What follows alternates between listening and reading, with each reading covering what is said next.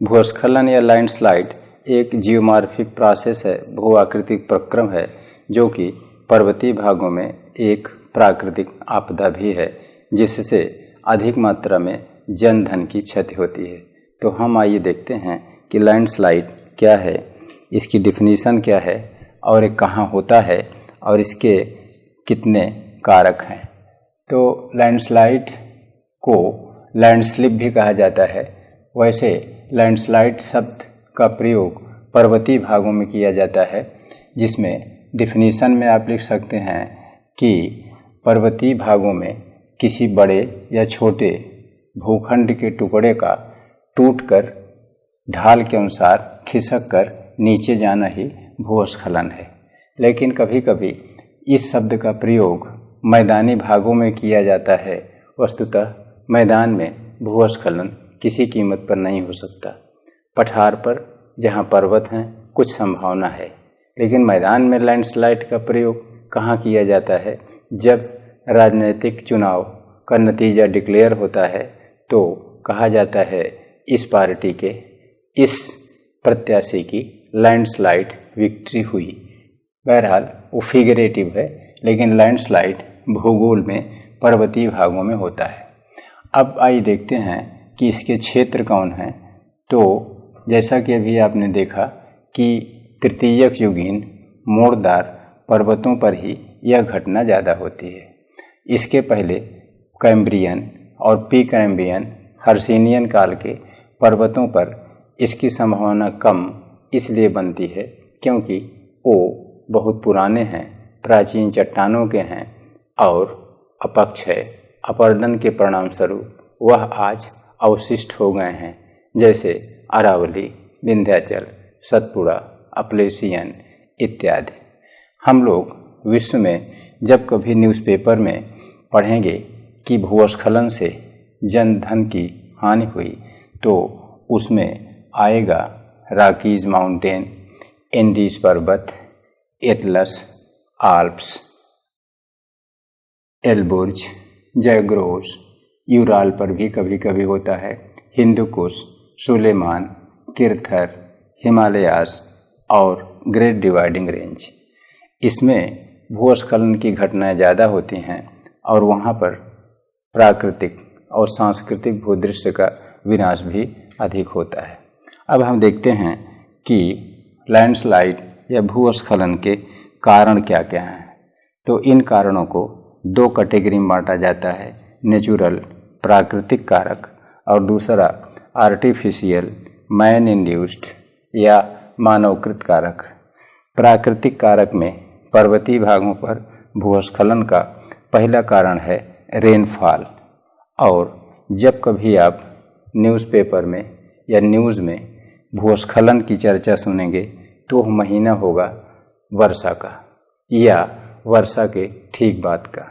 वर्षा का जल चट्टानों में रिस कर नीचे जाता है और चट्टानें गीली हो जाती हैं और ये तेज़ ढाल पर हैं तो हाइड्रोस्टैटिक प्रेशर के कारण चट्टान के बड़े या छोटे भूखंड ढाल के अनुरूप नीचे खिसक जाते हैं। लैंडस्लाइड का यह पहला कारण है।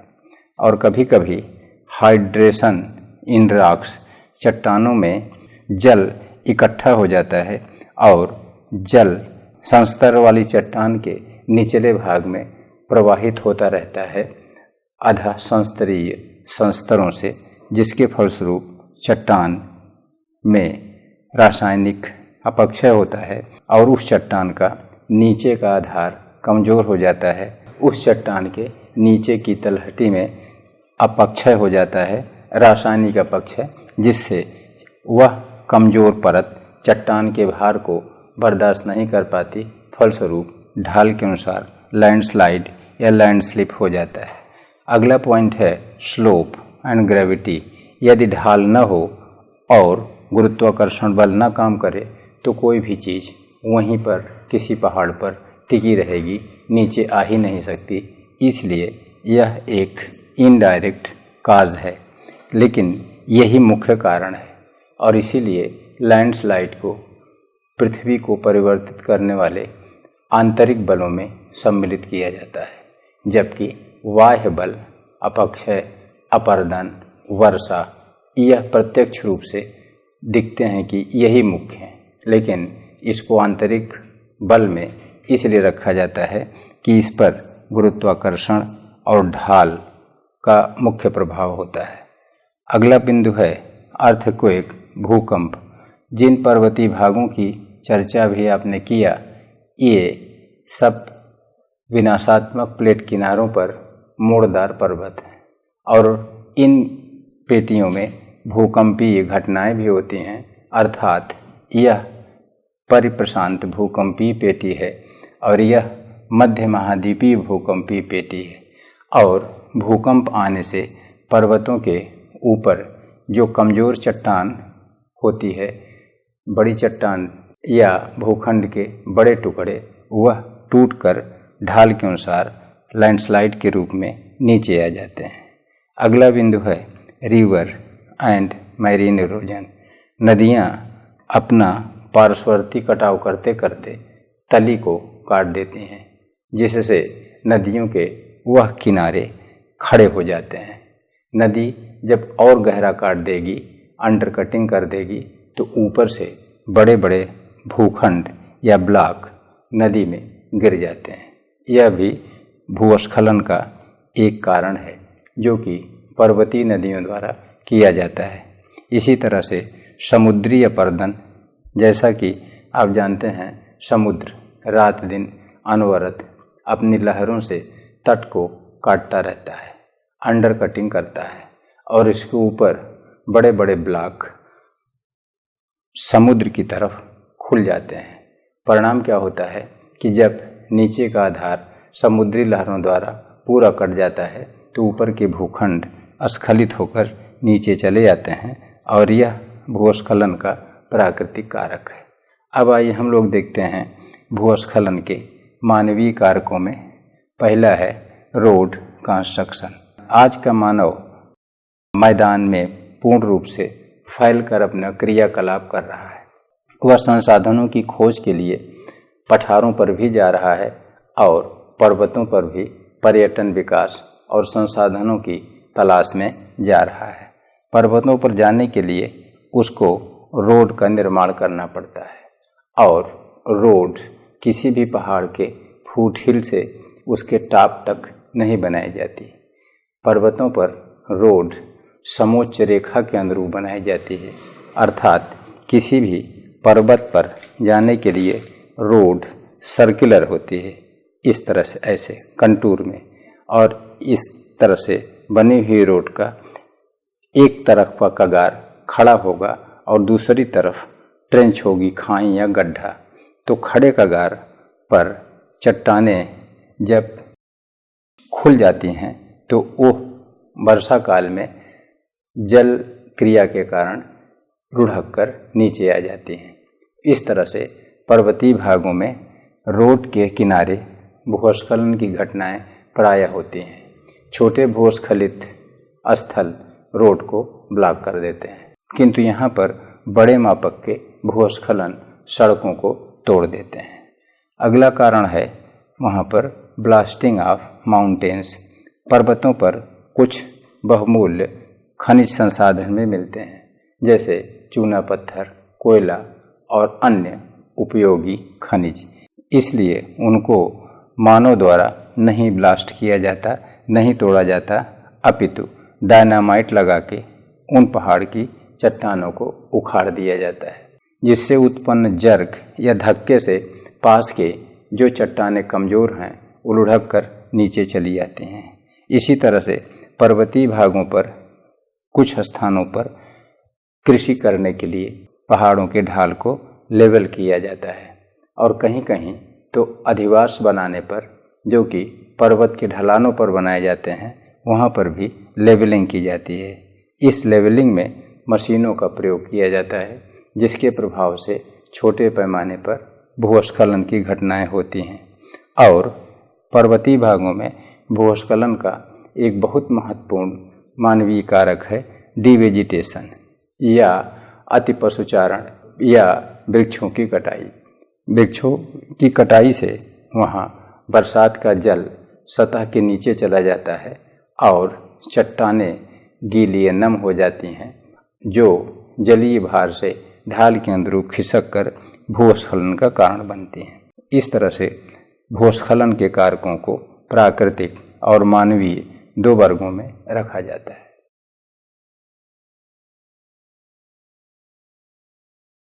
भूस्खलन की परिभाषा, क्षेत्र और कारकों को समझने के बाद आइए हम लोग देखते हैं कि इसकी यांत्रिकी मैकेनिज्म कैसा है।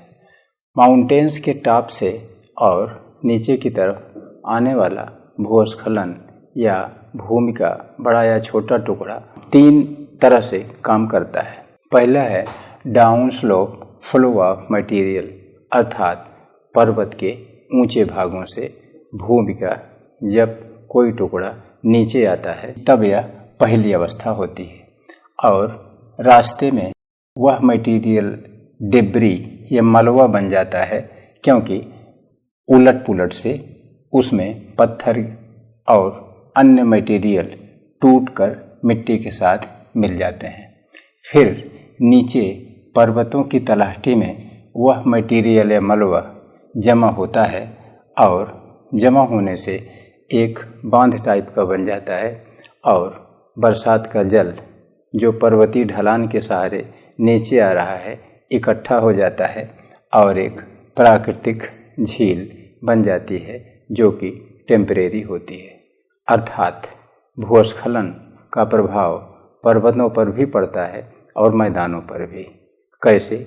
जब पर्वतीय भागों में भूस्खलन होता है तो वहाँ पर भवन, खेत, जीव, वनस्पति लंबे पैमाने पर विनष्ट हो जाते हैं और लोग मारे भी जाते हैं।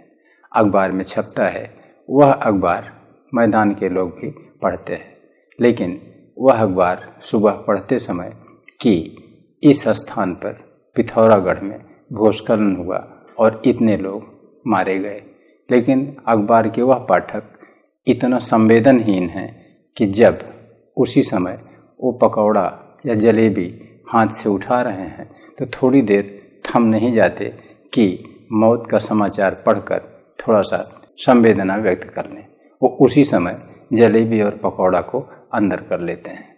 लेकिन ईश्वर तो देख ही रहा है, जब भूस्खलन का मटेरियल पर्वतों की तलहटी में जमा हो जाता है और उसमें एक प्राकृतिक झील का निर्माण हो जाता है, तो ध्यान रखिए उस मलबे में कुछ वनस्पतियां, उनकी डालें भी रहती हैं, इसलिए वह प्राकृतिक झील बहुत देर तक नहीं टिकाऊ होती। डालियों के और तनों के सहारे पानी धीरे धीरे रिसता रहता है। फिर जब पर्याप्त बड़ा छिद्र बन जाता है तो पानी एक झटके से बाहर निकल जाता है और वह बांध जो कि मलबे से बना है अचानक टूट जाता है। अर्थात उस प्राकृतिक झील के निचले भाग, मैदानी भाग में बाढ़ आ जाती है। इसका मतलब भूस्खलन से बाढ़ भी आती है। जब बाढ़ आएगी, मैदान के लोग लंबे पैमाने पर प्रभावित होते हैं, उनके बस्तियां, पशु और अन्य संपत्तियां बह जाती हैं और उनकी अकाल मौत भी होती है। फिर क्या रहा, न्यूज़पेपर वाले इस घटना को भी छाप देंगे और अब की तो अखबार पर्वतों पर भी जाएगा। लोग सुबह देखेंगे और उस समय गर्मा गर्म जलेबी उनके हाथ में रहेगी। फिर वही संवेदनहीनता, पढ़ रहे हैं कि भूस्खलन जनित बाढ़ से इतने लोग मारे गए और उन्होंने जलेबी को मुंह के अंदर कर दिया। इस तरह से ये प्राकृतिक घटनाएं हैं जिसमें हम लोगों को न कुछ तो संवेदना व्यक्त ही करनी चाहिए। ये रहा मैकेनिज्म, यांत्रिकी भूस्खलन की। अब हम लोग देखते हैं भूस्खलन के प्रकार कई होते हैं। किस आधार पर भूस्खलन में बहने वाला मटेरियल और उसकी संरचना के आधार पर। जैसे एक होता है लैंडस्लाइड। इसमें बड़े बड़े पत्थर जो कि बहुत बृहद आकार के होते हैं नीचे खिसकते हैं। कभी कभी छोटे पैमाने की लैंड्स, जिनको चट्टान कहा जाता है, वो लुढ़क कर नीचे आ जाती हैं, जिसको रॉकफॉल कहते हैं। और कभी कभी राख न होकर के कुछ डेब्री या मलबा पर्वतीय ढलानों के सहारे जो अपक्षय अपर्दन से इकट्ठा रहता है वो खिसक कर नीचे आता है, इसलिए उसको डेब्री फ्लो कहते हैं। और कभी कभी पर्वतीय ढलानों के सहारे कुछ कीचड़ इकट्ठा रहता है कई वर्षों से, मड, और उसके प्रवाह को अर्थ फ्लो कहते हैं। और कभी कभी डेब्री लैंडस्लाइड ढलानों के सहारे कुछ सीढ़ियाँ बन जाती हैं पर्वतों के ढलानों के सहारे, और उनके सहारे कई सालों से डेब्री या मलबा इकट्ठा रहता है, जिसमें कि कुछ मुलायम पदार्थ और कुछ कड़े पदार्थ होते हैं।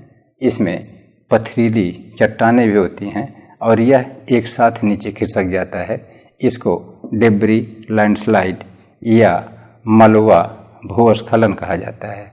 और एक होता है स्टर्च स्ट्रॉम, ये भी मिक्स्ड होता है, जिसमें कि मुलायम चट्टान और कड़ी चट्टान मिश्रित रूप में पाई जाती है। और कभी कभी डीप सीटेड लैंडस्लाइड, इसमें यदि अवसादी चट्टानें बहुत मोटी हैं और जल रिसकर पर्याप्त नीचे चला गया और गहरे दो संस्तरों के बीच में एक अधः प्रवाह हो रहा है, जिससे चट्टानों के कुछ कण रासायनिक अपक्षय द्वारा हट जाते हैं, तो वह कमजोर परत या अधः संस्तर ऊपर के भार को नहीं बर्दाश्त कर पाता, जिससे बहुत गहरे पैमाने के और मोटे स्तर के लंबे पैमाने के भूस्खलन होते हैं, जिसको डीप सीटेड लैंडस्लाइड कहा जाता है। अब हम देखते हैं इनके कुछ एग्जाम्पल्स हैं। वैसे तो हर बरसात में बड़े या छोटे पैमाने के भूस्खलन पर्वतीय भाग में होते रहते हैं, लेकिन कुछ जो बहुत विनाशकारी सिद्ध हुए हैं उनके उदाहरण हैं। जैसे 2011 में रियो डी जेनेरो में एक भूस्खलन हुआ, जिससे पर्याप्त जनधन की क्षति हुई। और इसी तरह से 31 जुलाई 2014 में पुणे के पास एक मलिन प्लेस है, विलेज है, वहाँ पर भी भूस्खलन हुआ। और यह घटना पश्चिमी घाट पर्वत के सहारे घटी और यह जुलाई था, और जुलाई में ही भारत में अधिक बारिश होती है। इसी तरह से 14 अगस्त 2017 को अफ्रीका के फ्री टाउन, जो कि सीरा लियोन में है, वहाँ पर भूस्खलन हुआ और ये भी व्यापक पैमाने पर विनाशकारी सिद्ध हुआ। 2017 में बोंडो स्विट्जरलैंड का भूस्खलन भी प्रसिद्ध रहा। 9 जनवरी 2018 को कैलिफोर्निया में भूस्खलन हुआ, और कैलिफोर्निया की जलवायु मेडिटेरेनियन है, भूमध्यसागरीय है, जहाँ वर्षा शीतकाल में होती है। इसलिए किसी भी भूस्खलन को आप वर्षा से ही जोड़ सकते हैं, वही मेन कारण है। वैसे तो भूकंप जनित भूस्खलन किसी समय हो सकते हैं। अब आइए हम लोग देखते हैं कि भूस्खलन का इम्पैक्ट, प्रभाव क्या पड़ता है। इसका प्रभाव दो भूदृश्यों पर पड़ता है। एक इन्वायरमेंट, पर्यावरण या प्राकृतिक भूदृश्य, दूसरा मैन या कल्चरल लैंडस्केप। प्राकृतिक भूदृश्य पर इसका जो प्रभाव पड़ता है उसमें पहला है लैंड डिग्रेडेशन, भूमि का अवनयन, अर्थात पर्वत की भूमि जहाँ पर वनस्पति घासों का विकास हुआ है, वह भूस्खलन के बाद खिसक कर नीचे चली जाती है। वहाँ का लैंड डिग्रेड हो जाता है, अवनयित हो जाता है। अर्थात जो जमीन भूस्खलन के बाद खुल गई, उसको पुनः विकसित होने में, वहाँ घास वनस्पति के विकास में अधिक समय लगेगा। दूसरा है फर्टाइल सॉइल रेज डाउन। पर्वत के ढलानों पर यद्यपि मिट्टी की परत पतली होती है, लेकिन पतली परत में भी कुछ उपजाऊ तत्व होते हैं, ह्यूमस, मिनरल, और भूस्खलन के बाद वह मिट्टी नीचे खिसक कर तलहटी में चली जाती है और वहाँ मिट्टी बनने में पर्याप्त समय लगता है। इसी तरह से वहाँ के फ्लोरा और फौना भी डैमेज्ड हो जाते हैं, अर्थात वनस्पति और जीव भी नष्ट हो जाते हैं, जिनके विकास में प्रकृति को पर्याप्त समय लगाना पड़ता है। अब आइए हम देखते हैं कि मानव और मानव जनित सांस्कृतिक भूदृश्य पर इसका क्या प्रभाव पड़ता है। तो पहला प्रभाव, सेटलमेंट्स डैमेज्ड। पर्वतीय ढलानों के सहारे विकसित विभिन्न प्रतिरूप की बस्तियां, जिसमें कि ज़्यादातर हैमलेट्स होते हैं, वो सब के सब नष्ट हो जाते हैं। और इसी तरह से पर्वतीय ढलानों के सहारे बनी हुई कंटूर पैटर्न या समोच्च रेखीय प्रतिरूप की सड़क और रेलवे लाइन भी डैमेज्ड हो जाती हैं। और वहाँ पर पर्वतीय ढलानों के सहारे कभी कभी कुछ टेरेस फार्मिंग, सीढ़ी नुमा कृषि भी की जाती है, और वहाँ पर बागाती कृषि जैसे चाय के बाग लगाए जाते हैं। तो मानव द्वारा की गई इस तरह से कृषि को फार्म स्केप कहा जाता है। तो फार्म स्केप भी भूस्खलन से नष्ट हो जाता है। और पर्वतीय ढलानों के सहारे मानव रेन वाटर या ग्लेशियर वाटर हार्वेस्टिंग भी करता है, और वहाँ पर कृत्रिम जलाशय बना के और उस भूदृश्य को वाटर स्केप के रूप में डेवलप कर लेता है। भूस्खलन के कारण वो मानव द्वारा बनाए गए छोटे छोटे जलाशय टूट जाते हैं, और इस तरह से यह भी एक प्राकृतिक आपदा है जो इस भूदृश्य को प्रभावित करती है। इस तरह से सांस्कृतिक भूदृश्य में, कल्चरल लैंडस्केप में settlement scape, town scape, rural scape, farm scape और ये आपका वाटर स्केप और वायर स्केप भी नष्ट हो जाते हैं। वायर स्केप क्या होता है? पर्वतीय भागों पर आज विद्युतीकरण हो रहा है और उससे एक रेखाजाल बनाया गया है बिजली के खंभों और उसके तारों का, उसको वायर स्केप कहते हैं, वो भी नष्ट हो जाते हैं। इस तरह से भूस्खलन से पर्वत के प्राकृतिक और मानवीय दोनों भूदृश्य प्रभावित होते हैं। तो कुल मिलाकर भूस्खलन पर्वतीय भागों पर होता है और उसके प्राकृतिक और मानवीय कारक हैं, और उसके एक यांत्रिकी है और उसके कई टाइप्स हैं, और उसके एग्जाम्पल्स भी आपके सामने हैं, और इसका इम्पैक्ट वहाँ के भौतिक और सांस्कृतिक भूदृश्य दोनों पर पड़ता है।